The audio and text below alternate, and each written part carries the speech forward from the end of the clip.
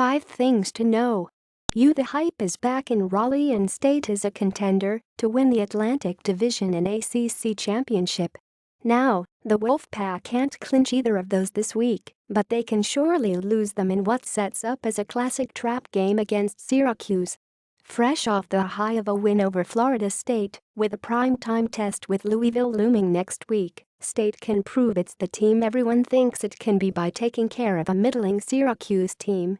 We've seen these letdowns before, but we haven't seen a Wolfpack team this talented in quite a while. Carolina's trip to Georgia Tech couldn't come at a worse time. The discipline required to defend the Yellow Jackets' option attack can be a challenge for even the most experienced of teams. That bodes poorly for the Tar Heels, who lost defensive end Tyler Powell for the season last week, while tackle Jalen Dalton is listed as doubtful and cornerback Corey Bell Jr. is out. Linebacker Andre Smith, the Tar Heels' best defender, was lost for the season 2 weeks ago. Plugging in new defenders against the nation's leading rushing attack is a dangerous proposition. For the second straight year, Wake Forest is 4-0, the first time the Deacons have achieved that feat. Getting to 5-0 would require the biggest win under coach Dave Clawson, with an 0-2 Florida State squad coming to Winston-Salem. Oddsmakers believe the Deacons, underdogs by about a touchdown, have a chance. That's largely based on Wake Forest's defense, but if the Deacons are to pull the upset in this one, they'll need a big day running the football and in turn, keeping the Seminoles' offense off the field. Another week, another primetime spotlight for the ACC. This week's edition features Virginia Tech playing host to Clemson in what will be an electric atmosphere at Lane Stadium. The Tigers' defense has taken the lead this season for a team that hasn't skipped a beat from last year's national title, while Hokies freshman quarterback Josh Jackson has exceeded expectations. The matchup between Clemson cornerback Travis Mullen and Virginia Tech receiver Cam Phillips will match 2 of the nation's best at their position. Coach Justin Fuente already has the Hokies back in the national conversation. A win here would help elevate Virginia Tech among the elite. How will things play out on Saturday in Louisville?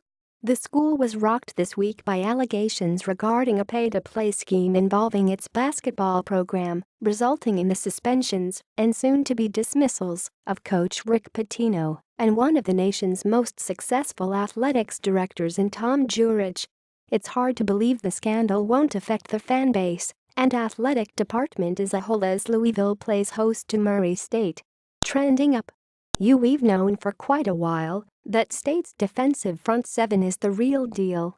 The Wolfpack passed its first major test last week with flying colors, holding FSU to 104 rushing yards while registering 4 sacks and 6 tackles for loss.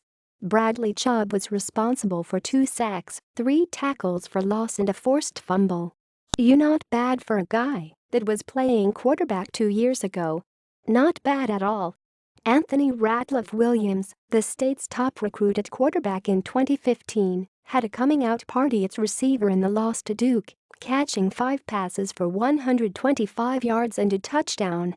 With Austin Proehl out for the season, Ratliff Williams be the top option moving forward and has the speed to put together a highlight reel. On the same week, a New York radio host dismissed analytics in football as the Pythagorean theorem in a viral rant. Duke coach David Cutcliffe was undeterred. In his post-game press conference in Chapel Hill, Cutcliffe threw out 4th down scenario and cited a book called Scorecasting that determined a field goal would have only been truly worth 1.3 points. Cutcliffe's gamble paid off and Duke won one for the numbers nerds. Trending down.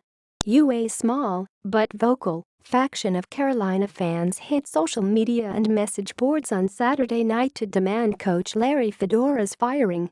It's such an absurd premise that it barely deserves this ink, but to put this to rest, consider that Fedora is 2 seasons removed from an ACC championship appearance and is already the Tar Heels' 5th winningest coach of all time.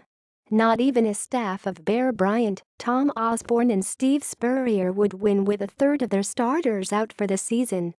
So, maybe Bradley Chubb did spit on FSU's midfield logo. What a travesty that someone spit on some grass that happened to be covered with paint, as opposed to spitting on any of the grass that didn't happen to be covered by paint that was likely spit on 100 times over the course of the game. If only Chubb had directed his phlegm 3 feet to the left, toward grass that wasn't painted, we wouldn't be worried about this. If anything, this sort of thing adds more fuel for next year's meeting. More fuel is fun, because sports are fun. You doubting Wake Forest is something that I've been guilty of in the past. My bad. The Deacons have earned everything they've gotten this year, and while it's easy to point to their schedule, that's a bit of a fallacy. Wake Forest has beat the brakes off every bad to middling team on its schedule, while going to Boone and winning a game in a tough environment in which the Deacons didn't have their best.